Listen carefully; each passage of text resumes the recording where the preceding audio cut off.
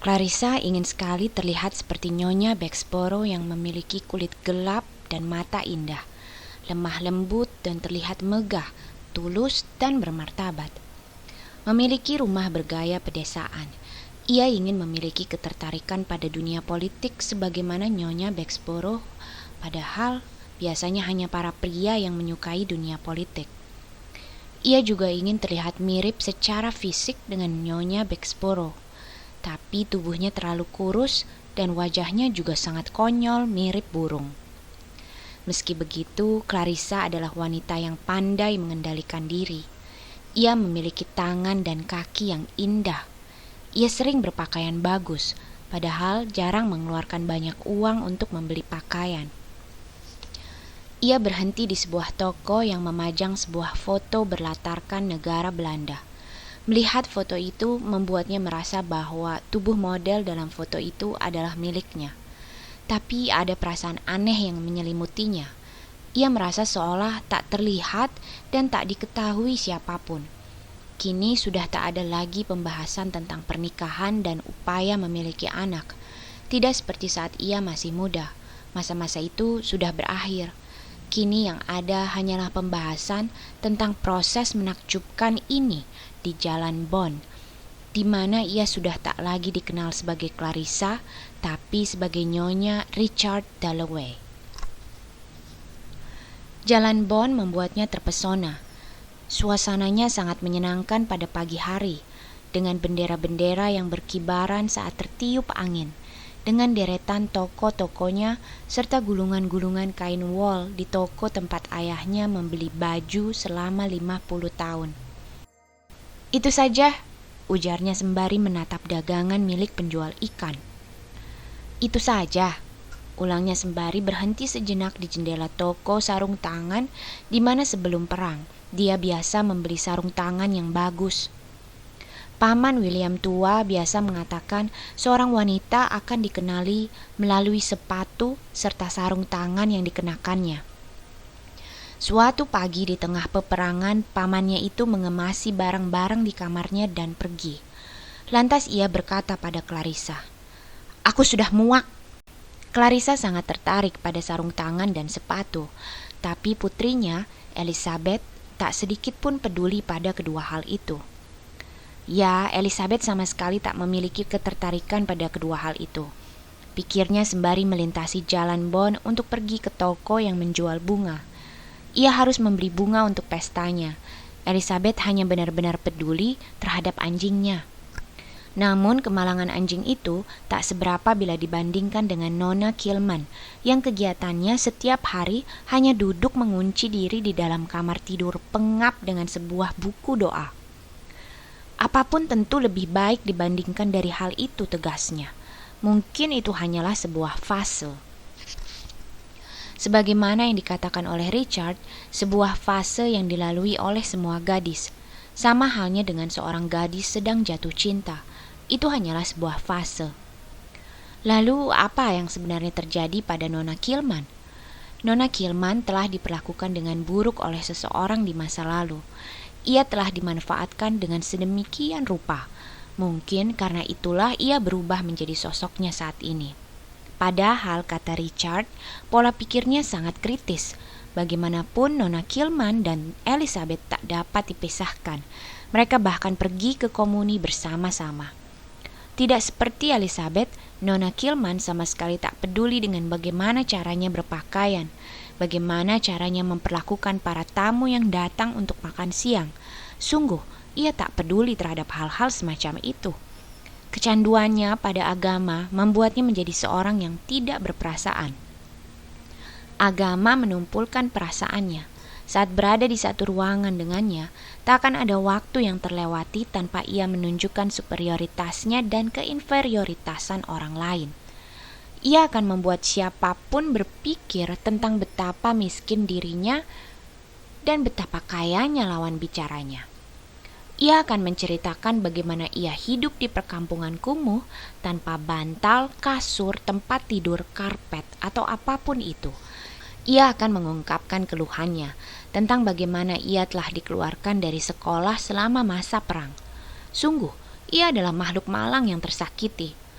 Orang-orang tidak membencinya, tapi mereka membenci gagasan tentang dirinya.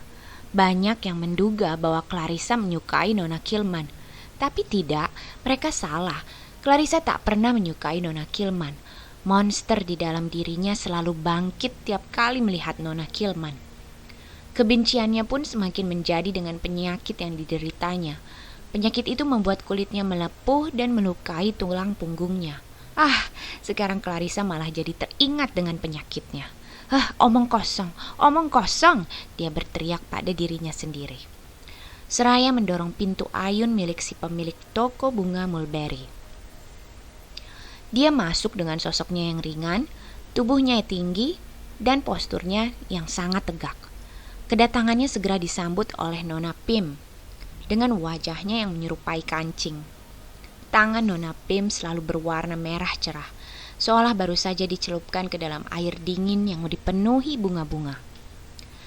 Ada banyak bunga di sana, delphinium, bunga kacang polong, lilac, dan anyelir. Ada banyak sekali bunga anyelir, ada juga bunga mawar dan bunga iris. Ia bisa menghirup aroma wangi yang berasal dari taman, sembari berbincang-bincang dengan Nona Pim. Menurutnya, Nona Pim adalah wanita yang baik. Meskipun semakin hari ia terlihat semakin tua. Clarissa memalingkan kepalanya dari satu sisi ke sisi lainnya di antara bunga-bunga iris dan mawar. Ia menunduk mencium aroma bunga lilac dengan mata setengah tertutup. Ia menghirupnya setelah melewati kegaduhan jalan. Sungguh, ini adalah aroma yang sedap, sebuah kesejukan yang sempurna. Ia kemudian membuka matanya. Betapa segarnya aroma itu, seperti kain linen bersih yang berjumbai, yang usai dicuci, diletakkan pada nampan anyaman, dibuat seolah tampak seperti bunga mawar. Bunga-bunga anyelir merah nan gelap yang tertata rapi sedang menunjukkan kelopak mereka yang indah, dan semua bunga kacang polong menyebar di mangkuk pot mereka. Warna mereka sedikit ungu dan seputih salju. Layaknya pada suatu petang, para gadis berbalut rok-rok katun halus datang untuk memetik bunga kacang polong dan mawar seusai musim panas yang luar biasa panas dengan langit yang hampir biru kehitaman. Musim bunga delphinium dan arum lili telah berakhir.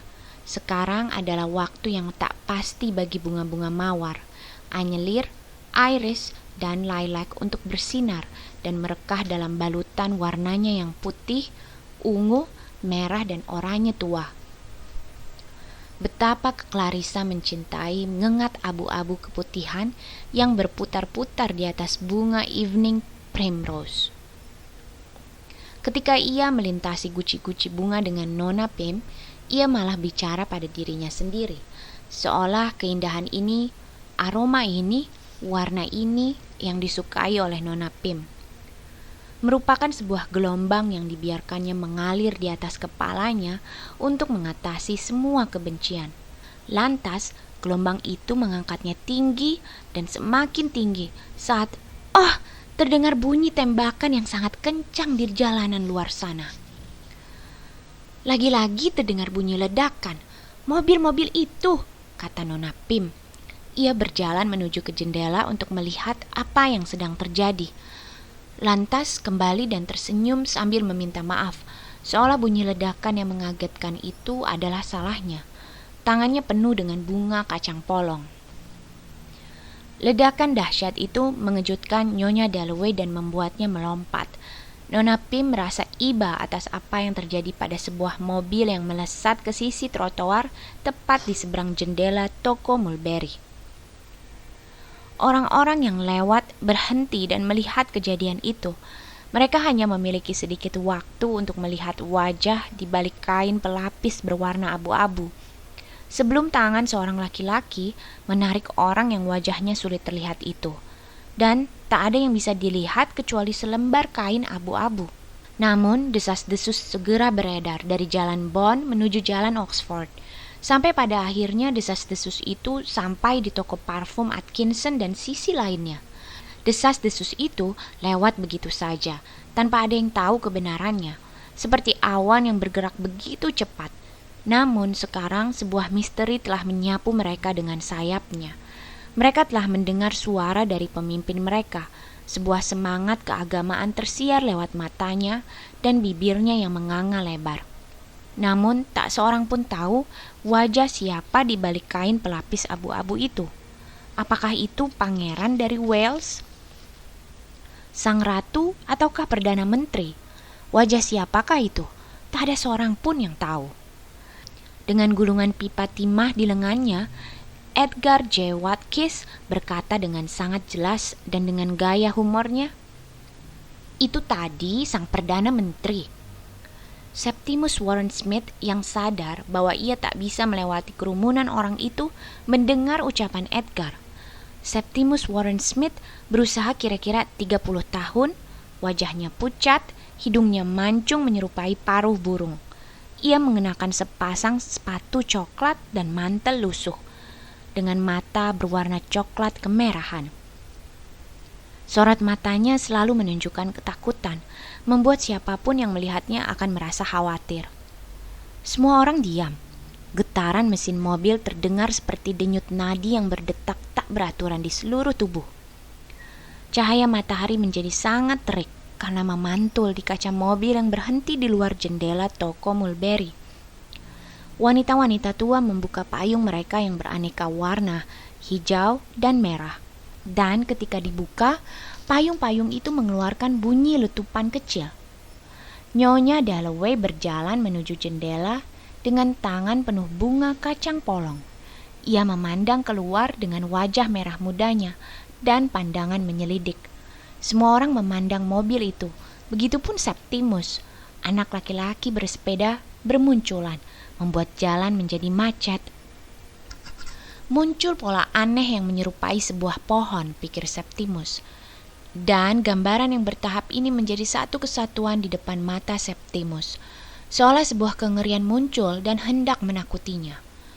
Akulah yang menghalangi jalan, pikirnya. Bukankah ia berada di sana untuk suatu tujuan? Tapi apa tujuannya? Ia tak tahu. "Ayo pergi, Septimus," kata istrinya.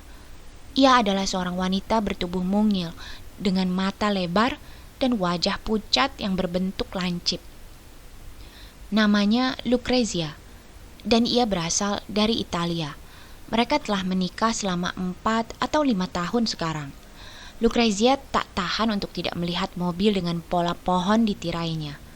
Apakah itu mobil sang ratu? Apakah sang ratu yang sedang berbelanja di wilayah itu? "Ayo," tutur Lucrezia. Tapi suaminya melonjak kaget, lantas berjalan dan berkata, "Baiklah," dengan nada marah, seakan-akan istrinya telah mengganggunya. Orang-orang pasti melihatnya, pikir Lucrezia tatkala ia memandangi kerumunan yang tengah memandang mobil itu. Kerumunan itu terdiri dari orang-orang Inggris yang mengenakan pakaian khas mereka. Dengan menggandeng anak-anak mereka, Lucrezia mengagumi orang-orang Inggris itu, tapi saat ini mereka hanyalah orang biasa yang berkerumun dengan keheranan. Ia teringat, Septimus pernah mengatakan, "Aku akan mengakhiri hidupku." Sebuah pernyataan yang mengerikan untuk dikatakan dan didengarkan. Apakah mungkin orang-orang itu mendengar ucapan Septimus? Lucrezia menatap kerumunan.